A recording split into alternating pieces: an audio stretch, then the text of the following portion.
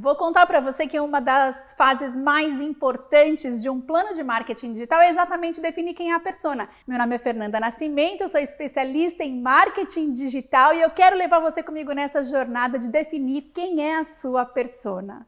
É muito importante que antes de você começar a fazer qualquer campanha de marketing digital, você planeje. Isso vai definir se você vai ter mais ou menos riscos ao longo da sua campanha ou do seu plano de divulgação. E também vai fazer com que você acerte melhor, que você economize dinheiro, que você invista melhor os seus recursos na sua campanha, no seu plano. Por isso, comece planejando. Quando a gente planeja, uma das fases essenciais é alinhamento com o plano de negócio. O que você quer da sua campanha? Você quer vender mais? Você quer ter uma melhor visibilidade? Você quer ser conhecido em um mercado que você ainda não está trabalhando? O que você quer? E quais são os resultados? Eles são financeiros? Eles são em crescimento? Eles são em números de vendas?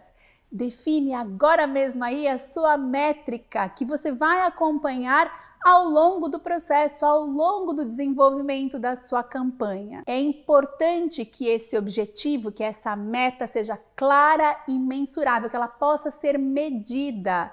Por isso eu insisto com você que sejam números percentuais ou em valor financeiro ou em número de pedidos, mas que você possa contar. Porque assim a gente sabe se o nosso plano está dando certo ou errado ao longo dos meses. Direcione para as redes de melhor desempenho, porque o seu público tem uma rede favorita e é nessa rede que você pode investir um maior percentual para que você tenha todos esses resultados que a gente está estimando. E por fim, é muito importante que você conheça as características desse seu público. O que ele quer, que dores ele tem, o que ele busca quando ele entra nas redes sociais. Porque vamos combinar? Ninguém entra nas redes sociais para ver o outro. Todos nós entramos nas redes por objetivos próprios, por demandas que são nossas. Para que você vai para o Instagram? Para que você vai para o Twitter? Para que você vai para o LinkedIn? Cada um de nós tem um motivo para estar nas redes. Qual é o motivo da sua persona? A diferença entre persona e público-alvo, ela é bastante sensível, principalmente porque quando a gente fala de público-alvo, estamos falando de características demográficas, quantos anos essa persona tem, onde ela mora, qual é a classe social, se tem filhos, se não tem filhos. São dados maiores, são dados macro. Não são dados que entram na personalidade do seu cliente e descobrem então esses motivos que os levam às redes, às campanhas, ao consumo.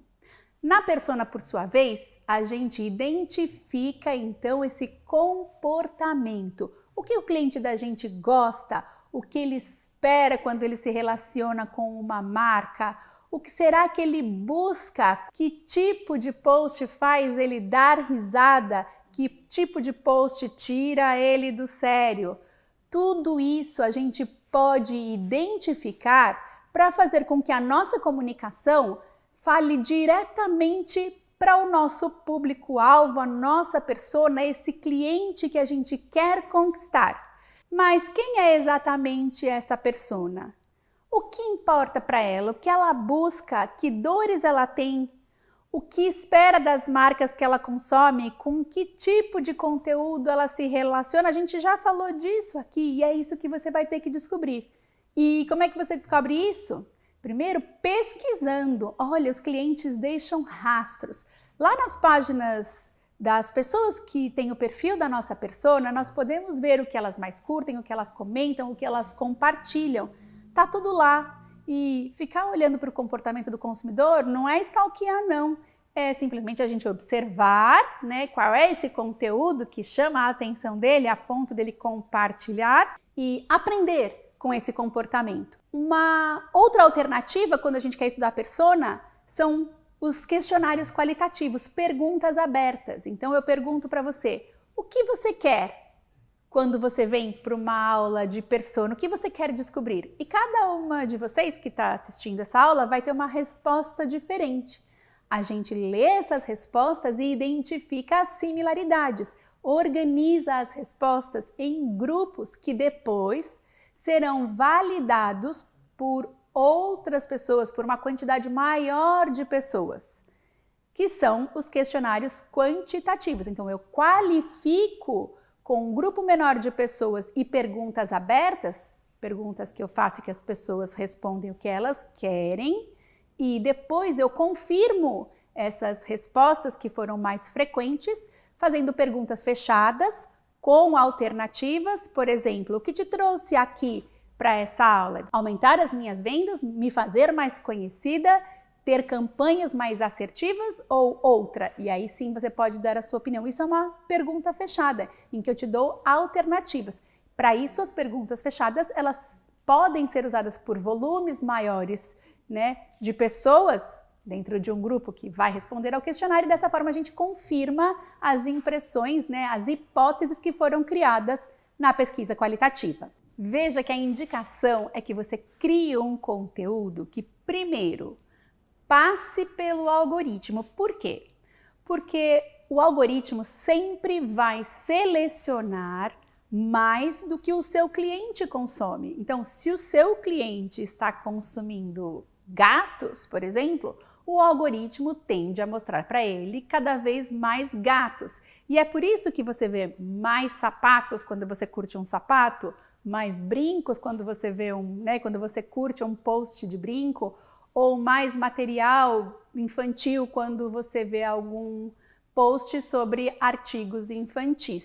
E o seu cliente vai deixar essa dica de qual é o conteúdo que o algoritmo mostra para ele a partir do comportamento de consumo de conteúdo dele nas redes. Então, todos os rastros vão ficar na sua página, na página do seu cliente. E é lá que você vai buscar inspiração para todo esse conteúdo que você vai construir. Depois de passar pelo algoritmo, você ainda precisa conquistar a preferência do seu cliente. Dentre tudo que aparece na timeline dele, ele precisa escolher o seu conteúdo. E é por isso que a pesquisa é tão importante, tão relevante para que você dê os primeiros passos na hora de organizar o material, os posts, os artigos, os vídeos, os podcasts que você vai construir para se comunicar com o seu cliente e fazer a sua marca crescer. É extremamente relevante entender que esse seu conteúdo, qualquer que seja o formato dele, precisa ter como protagonista o seu cliente. Ele não vai querer escutar alguma coisa ou não vai engajar com um conteúdo que não fale de uma dor que ele sente, de uma intenção que ele tem com a rede, de um assunto que ele busca, que é do interesse dele, que desperte nele a curiosidade e também acenda aquela luzinha fazendo com que ele compreenda que tem uma resposta que ele busca. Para te ajudar a criar uma persona, a minha dica é uma ferramenta da RD Station chamada o Fantástico Gerador de Personas. E a ferramenta é bastante intuitiva. O meu convite é que você entre nesse link, preencha os passos que a ferramenta pede, e isso vai facilitar o seu trabalho na compreensão, então, de que planejamento de conteúdo é esse que você precisa ter para fazer com que o seu cliente engaje e que você chegue, então, aos tão almejados resultados. Bom, isso é o que eu tinha para compartilhar com você. Eu tenho certeza que a partir daqui você começa um caminho mais seguro para chegar onde você deseja.